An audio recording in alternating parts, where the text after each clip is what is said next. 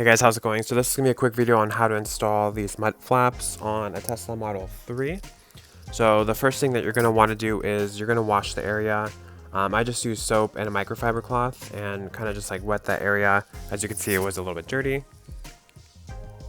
It comes with these kind of screws as well as like these plug things, and you will have extra over, so don't be afraid about that. When it comes to installation, you want to make sure to turn the wheel left if you're putting it on the left front one, or turn the wheel right if you're going to be putting it on the right front tire. This just gives you a little bit of extra space, especially here in the front. You can kind of see that it is a very tight spot, and you have two divots that you want to put in, as opposed to the back one. The back one is actually very easy. It just had one divot that I needed to put in, but you can see that there is a little bit more of a clearance back here, so there is less worry. Alright, the second step is going to be taking off these little plug things. It's very easy with a flathead screwdriver. As you can see, it does have like these little divots that you just put in there and it pops right off. And then when you're placing it on here, you want to make sure to secure it with the divots that were given with the pack. That way it does fit perfectly. And you want to make sure to put both of them in the bottom.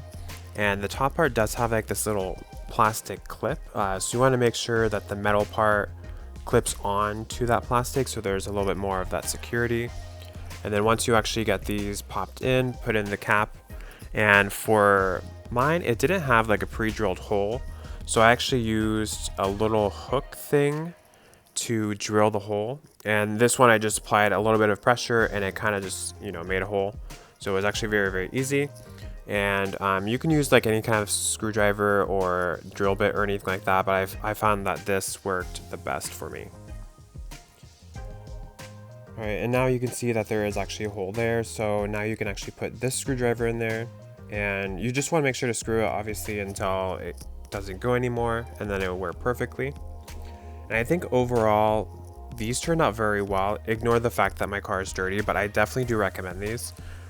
These ones installed very, very quickly, and there was no fuss or worry or anything, and it just was very simple. It took me about 15 minutes to install all four sides, and it does work very well from what I can tell. I'll make sure to make a video in about 30 days to give you guys a little bit of a 30-day update. Alright, thanks for watching and have a great day, guys.